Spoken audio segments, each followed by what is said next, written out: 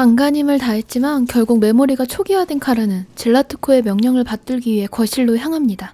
그때 지하실 한켠에서 도움을 요청하는 소리를 듣는데요. 그곳엔 젤라트코에 의해 끔찍한 모습으로 개조된 안드로이드들이 있었습니다. 카라는 안드로이드가 감금되어 있던 감방문을 열어준 뒤 자신의 기억을 되찾아 앨리스와 함께 탈출하는데요. 그 과정에서 자의식을 되찾은 루터에게 도움을 받습니다. 젤라트코는 자신이 학대했던 안드로이드에게 복수당하며 비참한 죽음을 맞이합니다. 루터는 카라와 앨리스가 보여준 깊은 유대감에 감동받아 자의식을 되찾을 수 있었다고 말하며 카라에게 캐나다로 향하는 미리국을 도와줄 사람을 알려주겠다고 합니다.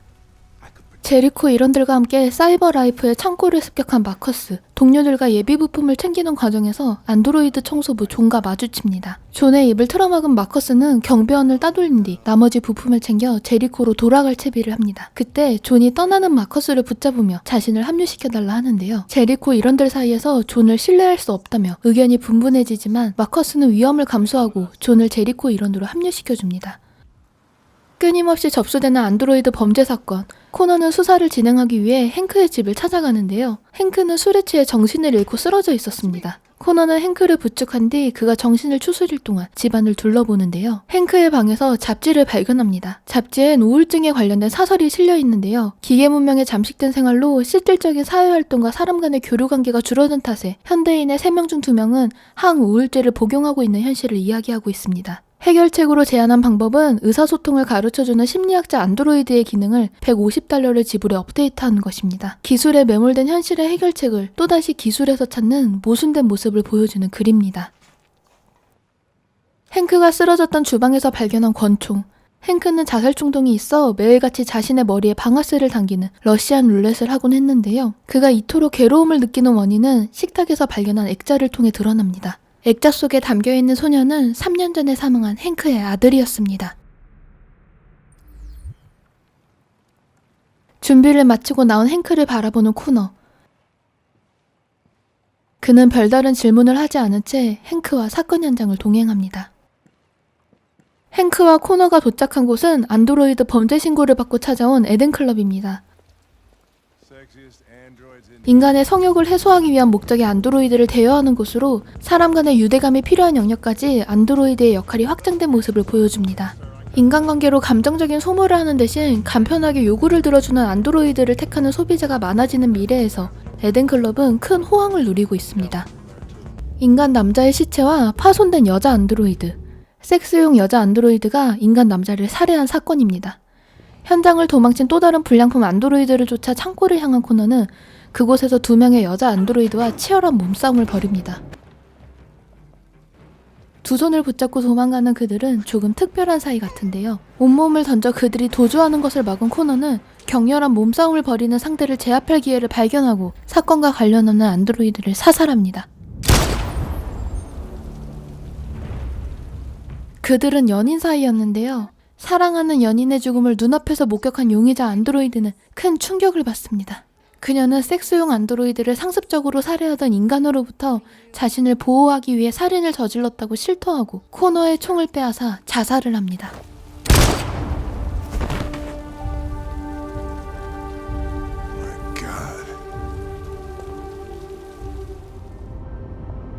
젤라토코의 집을 빠져나온 카라는 루터와 함께 국경을 넘는 것을 도와준다고 알려진 사람을 찾아가는데요. 거리엔 마치 라그나로크가 터지기 직전에 핀불베르트를 떠올리게 하는 거센 눈보라가 치고 있습니다. 한파로 고장난 차를 세우고 근처 버려진 놀이공원에서 하룻밤을 버티는데요.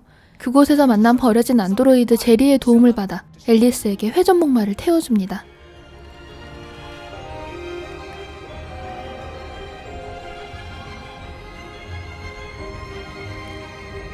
늘 쫓기는 상황에서 처음으로 맞이한 행복에 앨리스는 환한 미소를 짓는데요. 그 모습을 감격한 듯 바라보는 카라입니다. 놀이터 앞 벤치에서 어딘가 넋이 나가 보이는 행크. 그는 매일 밤 자살 충동을 견디기 위해 술에 찌든 삶을 살아가며 몹시 불안정한 상태인데요. 최근 에덴클럽에서 목격한 불량품 안드로이드가 보여준 살아있는 사람과 같은 감정적인 모습에 큰 충격을 받은 듯합니다. 코너는 안드로이드는 단지 기계일 뿐이라며 냉소적으로 조언하는데 행크는 방아쇠를 들이밀며 그에게 죽음이 두렵지 않냐고 묻습니다. But are you afraid to die, Connor? I would certainly find it regrettable to be interrupted before I can finish this investigation. What'll happen if I pull this trigger? Nothing? Oblivion? Android heaven?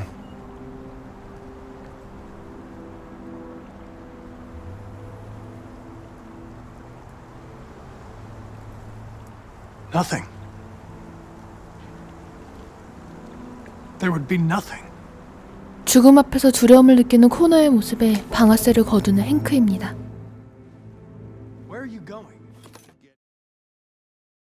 마커스는 방송국을 점령해 인간들에게 메시지를 보낼 계획을 세우고 청소부로 위장한 제리코 일원들과 함께 방송 제어실에 도착하는 데 성공합니다. 보안을 뚫기 위해 인간을 공격하는 대신 계략을 선택하는 과정에서 동료인 사이먼이 심각한 부상을 입습니다. 방송국을 점령한 마커스는 평등한 권리를 요구하는 방송을 하고 도시 전역에 마커스의 메시지가 전달됩니다. No human will live in peace until we are free. You're coming. Let's go. 곧이어 방송실이 진압되자 사이먼을 부축하여 대피하는데 심각한 부상을 입은 사이먼은 더 이상 움직일 수 없는 상태입니다. 노스는 사이먼의 메모리가 추적되어 정보가 발각되는 것을 막기 위해 사이먼을 죽이고 떠나야 한다고 말하고 결정이 필요한 순간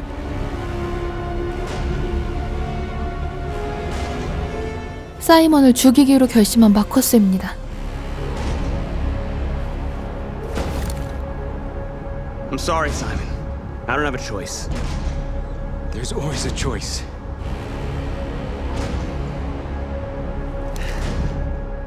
그러나 차마 동료를 죽일 수 없었던 그는 사이먼에게 총을 쥐어주고 떠납니다. Let's go.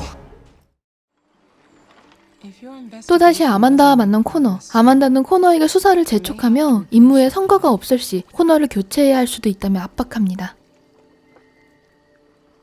자신의 존재보다 임무가 우선이라고 대답하는 코너는 아만다의 신뢰를 얻습니다.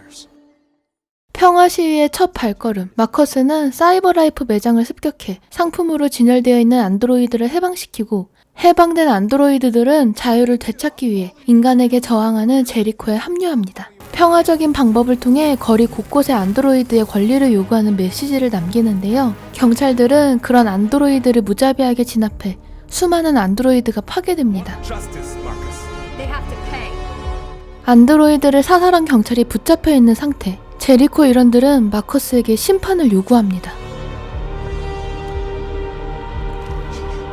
You don't have to do this. No. Please. Please.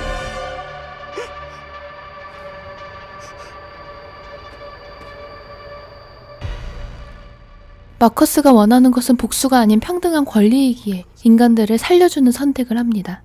We won't punish a crime with another crime.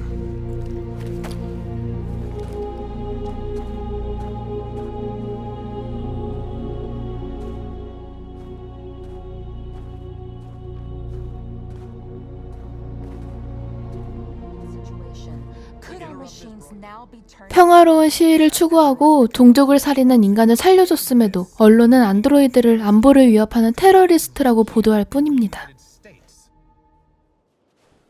행크와 코너는 격해져만 가는 안드로이드 범죄 사건의 실마리를 얻기 위해 캄스키를 찾아갑니다. 그는 최초로 튜링 테스트를 통과한 안드로이드를 만들어낸 개발자인데요. 튜링 테스트란 영국의 수학자 튜링이 제안한 인공지능 판별법으로 기계가 인간처럼 사고할 수 있는지의 여부를 확인하는 테스트입니다. 안드로이드 창조주의자 사이버 라이프사의 CEO였던 그는 주주들과 안드로이드의 활용법을 두고 마찰이 생기자 모든 자리를 내려놓고 언론의 시야에서 벗어난 삶을 살고 있습니다. 행크와 코너가 수사에 도움이 될 만한 정보를 요청하자 캄스키는 코너에게 한 가지 제안을 합니다.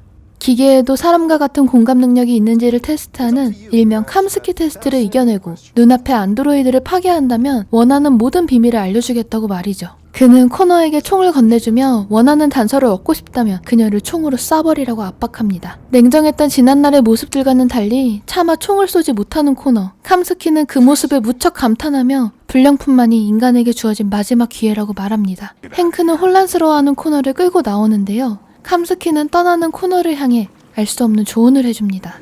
By the way, I always leave an emergency exit in my programs. You never know.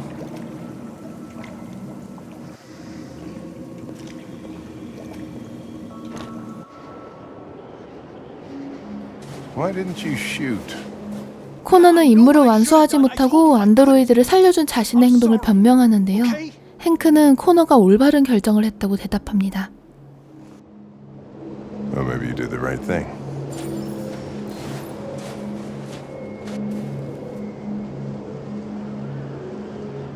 제리코로 돌아온 마커스는 부상으로 인해 방송국 옥상에 홀로 남겨졌지만 기적적으로 살아 돌아온 사이먼과 재회합니다. 안드로이드의 평등한 권리를 요구하기 위해 마커스는 평화행진을 진행합니다. 경찰의 사설 위협에도 두 손을 들어 비폭력 시위라는 것을 밝히며 행진을 계속하는데요. 시위를 진압하는 경찰은 즉시 해산하지 않으면 발포를 시작하겠다고 경고하지만 마커스는 자리를 지키고 We have to show them we won't back down. 곧바로 안드로이드가 사살됩니다. Disperse! This is your last chance! We have to make a statement. We have to stay put no matter what. Please, Marcus. We can't let them slaughter us without fighting back. 계속해서 끝까지 자리를 지키는 마커스. We're not moving. 다시 한번 총격이 이어지고 동료들은 또다시 사살됩니다. 물러설 수 없었던 마커스는 자신을 희생하기로 결심하는데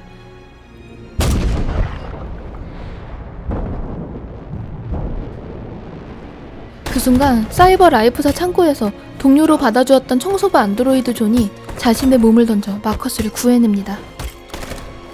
존의 희생으로 가까스로 상황에서 탈출하게 된 마커스입니다.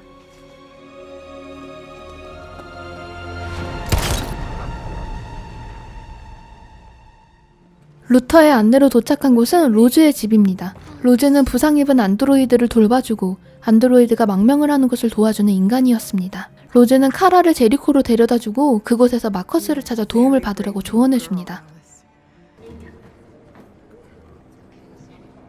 카라는 제리코에서 앨리스와 똑같은 모습을 한 안드로이드를 발견합니다. 앨리스 또한 카라와 같이 대량 생산된 안드로이드였습니다. 자신이 사랑을 쏟고 유대감을 형성하는 존재가 인간 여자아이라고 굳게 믿고 싶었던 카라는 앨리스가 안드로이드라는 사실을 확인할 기회가 있었음에도 애써 부정해왔습니다. 사랑을 주고받은 대상 또한 결국 기계일 뿐이라는 사실에 혼란을 느끼는 카라. 루터는 그녀를 향해 중요한 것은 서로를 향하는 진심이라고 조언해줍니다. Alice loves you, Carol.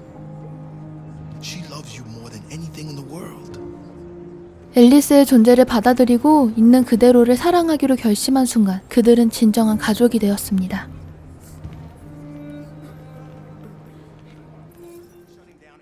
줄곧 평화적인 방법으로 자유를 요구해왔지만 상황은 점점 안 좋게만 흘러가고 안드로이드 말살 정책을 시행한 정부에 의해 안드로이드 대부분이 수용소로 끌려가 파괴되고 있습니다. 제리코의 어떤 대책이 간절한 시점, 마커스가 결정한 해결법은 폭력이 아닌 대화입니다. 노스는 마커스를 걱정하며 만일의 사태를 대비하기 위한 것이라며 핵 폭발 장치를 건네줍니다. 어쩌면 서로의 마지막 인사가 될 수도 있는 순간, 언제나 강경한 입장이었던 노스는 마커스를 향한 진심을 전합니다. Whatever happens tomorrow, I just want you to know that I'm glad I met you. 노스가 지금껏 그토록 강경한 입장이었던 이유엔 성노예로 이용돼 인간에게 학대당한 아픈 상처가 있었는데요. 그동안 지나칠 정도로 강경한 태도를 보였던 그녀를 누구보다 잘 이해하고 상처를 공감하는 마커스는 노스에게 키스로 대답합니다.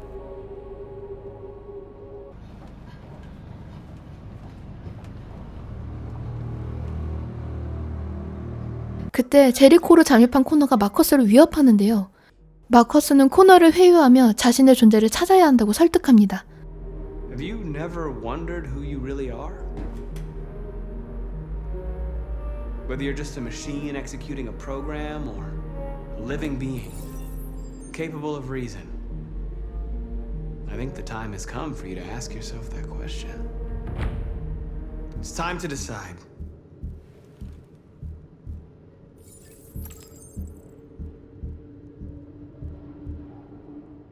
자유의지를 향한 자신의 자의식을 확인한 코너는 소프트웨어를 부수고 나와 불량품이 되기로 결심하고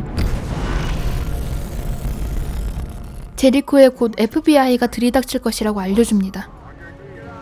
경찰의 침략으로 아수라장이 된 제리코. 최대한 많은 동료들을 구한 뒤 가까스로 제리코를 탈출합니다. 카르는 도망치는 과정에서 총을 맞고 연달아 이어진 사격에 항복하여 안드로이드를 대량으로 폐기하는 수용소로 끌려갑니다. 그곳에서 가장 먼저 피부를 비활성화한 뒤 벗은 옷을 재활용 수거함에 넣는데요. 나치가 수용자들을 학살하기 직전 스스로 죄수복을 벗게 만들고 그 죄수복을 또다시 재활용했던 아우슈비츠 강제 수용소가 떠오르는 장면입니다. 눈앞에서 사살당한 안드로이드의 시체를 폐기하는 것을 돕게 된 카라는 폐기장에서 홀로 탈출하여 살아남을 수 있는 기회를 발견합니다. 지금 탈출하지 않으면 처참히 파괴될 운명만이 기다리고 있는데요. 언제나 함께할 것이라고 약속한 앨리스의 손을 놓을 수 없는 카라는 수용소로 되돌아가는 선택을 합니다. 대피소에 모인 제리코 일원들, 마커스의 선택에 안드로이드의 운명이 달려 있습니다. 마커스는 인간들을 향한 불량품 안드로이드의 반발심이 강하다는 것을 이해하지만 계속해서 평화 시위를 진행하겠다고 발표하고 코너 또한 마커스를 돕기 위해 사이버 라이프 조립 공장에 잠입해 수천 대의 안드로이드를 깨울 계획을 세웁니다. 자아를 찾은 불량품 안드로이드의 저항이 거세지자 워렌 대통령은 대통령 담화를 통해 그녀의 의견을 발표하는데요. 그녀는 유명 블로거를 활동하며 인기를 얻고 그 인기를 통해 얻은 여론의 힘으로 대통령까지 당선된 인물입니다. 그녀는 안드로이드를 지적 생명체로 생각하지 않는다는 강경한 입장을 밝힙니다. 워렌 대통령에게 안드로이드란 단지 미국 시민의 안전을 위협하는 기계일 뿐입니다. 사이버 라이프사의 조립 공장에 잠입한 코너는 잠들어 있는 안드로이드를 깨우는 과정에서 행크를 위협하는 자신과 똑같은 기종의 안드로이드와 마주합니다. 어떻게 해서든 그를 설득해보려 하지만 상대는 코너가 그랬던 것처럼 임무만을 생각하는 냉정한 기계입니다. 기계를 제압해 행크를 구했지만 이번엔 행크가 진짜 코너를 구분해야 하는 상황이 됩니다. 행크는 아들의 존재를 질문하고 코너는 정확하게 정보를 대답하는 것을 넘어 그동안 행크가 지녔을 죄책감을 위로합니다. Cole. His name was Cole. And he just turned 6 at the time of the accident. It wasn't your fault, Lieutenant. A truck skidded on a sheet of ice and your car rolled over. Cole needed emergency surgery, but no human was available to do it. So an android had to take care of him. Cole didn't make it. That's why you hate androids. You think one of us is responsible for your son's death. Cole died because a human surgeon was too high on red ice to operate. He was the one that took my son from me. Him in this world where the only way people can find comfort is with a fistful of powder. I knew about your son too. I would have said exactly the same thing. Don't listen to him, Hank. I'm the one who...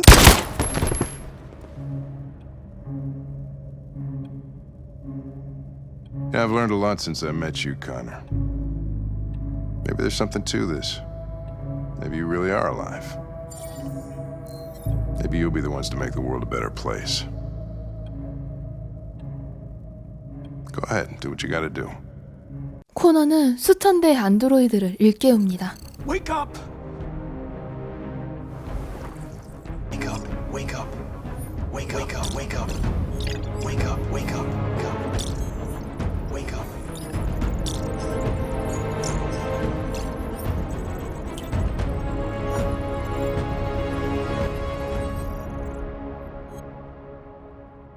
수용소에서 극적으로 제외한 앨리스와 카라. 죽음이 눈앞으로 다가왔습니다. 탈출 방법을 찾아냈지만 너무 위험한데요. 루터가 자신을 희생하겠다고 말하자 상처받은 안드로이드들이 루터 대신 시선을 끌어 카라의 가족이 도망치는 것을 도와줍니다. 그들은 질라트코의 지하실에서 카라가 해방시켜 주었던 안드로이드였습니다. Cut that shit out, you hear me? I said cut it out. Don't move. Fuck, those things are crazy. The sooner we deal with them, the better. No, Kara! No! 마지막 순간까지 앨리스를 지키는 선택을 하는 카라. 경비원을 제압해 수용소와 멀어지는 트럭에 몸을 싣고 탈출에 성공합니다.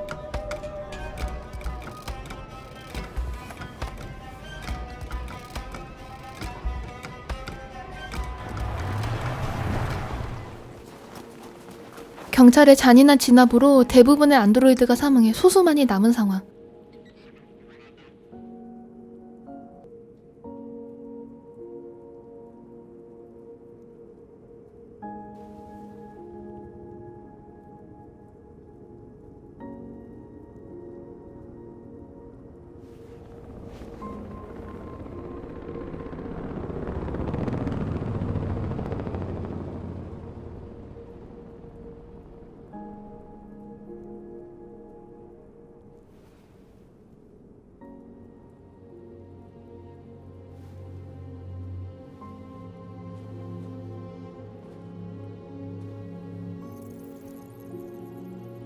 마커스는 마지막 순간 노스에게 키스를 합니다.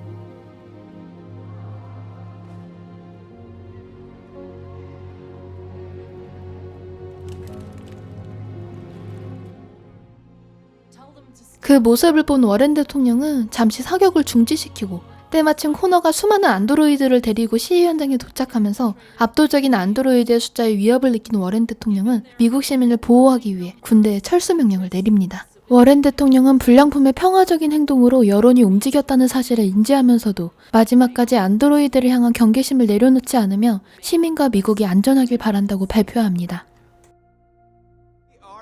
평화 시위가 성공하고 수천 대의 안드로이드 앞에서 연설을 하는 마커스.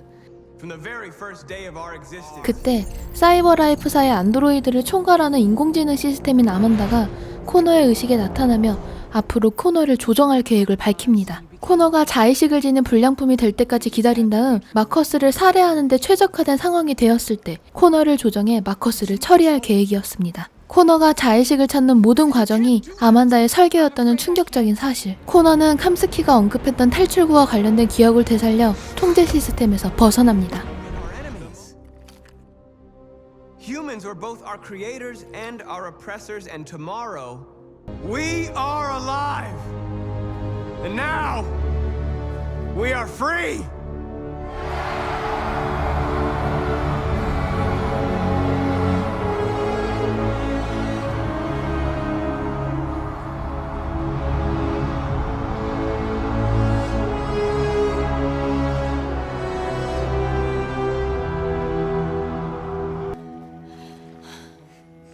고형 폐기물 매립죄에서 살아남은 카라는 앨리스와 루터와 재회합니다. 과거의 트라우마로 자신의 삶을 포기하려 했던 행크. 그는 자의식을 지닌 코너와의 관계를 통해 삶의 희망을 발견할 수 있었습니다. 옳은 결정을 하고 돌아온 코너를 세게 안아주는 행크입니다.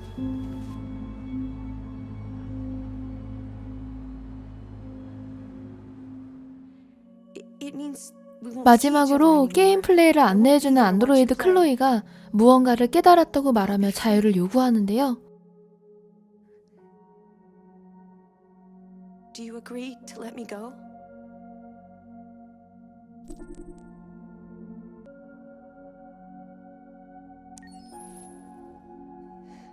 I'll never forget what you've done for me. Thank you. 저는 클로이를 해방시켜줘서 앞으로 클로이가 없는 화면을 바라보며 게임을 해야 합니다. 클로이가 없는 화면이 허전하게 다가오기도 하지만 그 화면을 바라보다 보면 어딘가에서 자유를 만끽하고 있을 클로이의 모습을 상상하게 되는데요. 이런 상상 또한 디트로이트가 선사하는 즐거움 중 하나가 아닐까 싶네요. 디트로이트는 인공지능 자의식과 자아결정과 관련된 주제를 다루면서도 끊임없이 인간성의 회복을 강조하는데요. 기계와 보내는 시간이 많아진 사람들이 상대방을 인간적인 태도로 설득하는 방법을 잊어가면서 또 다른 사회 문제가 되었다는 기사를 통해 사람을 사랑하는 과정을 감정적인 소모로 느끼고 자신의 요구를 손쉽게 맞춰주는 안드로이드를 계속해서 구입하는 행위가 반복된다면 인간의 멸종으로 이어질 것이라는 행크의 대사를 통해, 그리고 캄스키의 집에서 코너가 안드로이드에게 동정심을 느껴 총을 쏘지 않았을 때의 캄스키의 대사를 통해서 말이죠. 사이버 라이프가 인류를 구원할 마지막 기회는 바로 불량품이다. 디트로이트 비컴 휴먼은 캐릭터들 간의 유대관계를 지속해서 보여주며 이타적인 선택을 하도록 이끌고 현실성과 동떨어지지만 인간적인 선택을 할수록 많은 기회를 부여하는데요. 저는 이 과정에서 내면에 남아있던 인간성을 깨우는 것 같은 느낌을 받았어요. 사실 저는 게임을 시작하기 전에 반드시 냉정한 선택으로 싸우고 쟁취해서 원하는 결과를 얻어내리라 다짐했었는데요. 게임에 몰입할수록 냉정하게 뒤돌아설 수 없었고 배드엔딩을 각오하더라도 당장 곁에 있는 존재를 지키는 쪽으로 선택이 계속 바뀌더라고요. 현실은 게임과 달리 아주 냉정한 곳이라 인간미 있는 선택만을 하고 살겠다고 고집하면 매번 그에 상응하는 결과를 감수해야 하는데요. 저 또한 현실에 적응하면서 순수함을 잃어가고 다른 사람보다 자신을 우선으로 생각하는 성향이 많아진 사람이에요. 하지만 이 게임을 모두 플레이하고 결말을 봤을 때 내면에 남아있던 작은 인간성에 대해 조금이나마 고민하는 시간을 가질 수 있었던 것 같아요. 재밌는 것은 실질적인 사회관계가 아닌 게임을 통해 인간성에 대한 고민을 하게 되는 지금의 현실이 20년 뒤의 디트로이트 비컴 휴먼의 미래와 많이 닮아있지 않나 하는 생각이 드네요. 여러분은 디트로이트를 플레이하시고 어떤 기분을 느끼셨나요? 여러분들이 플레이한 결말과 그와 관련된 사소한 생각들이 궁금해지네요. 지금까지 긴 영상 함께 해주셔서 감사하고요. 다음에 또 좋은 이야기 가져올게요. 재밌게 보셨다면 구독 버튼과 좋아요 버튼 한 번씩 눌러주세요. 감사합니다.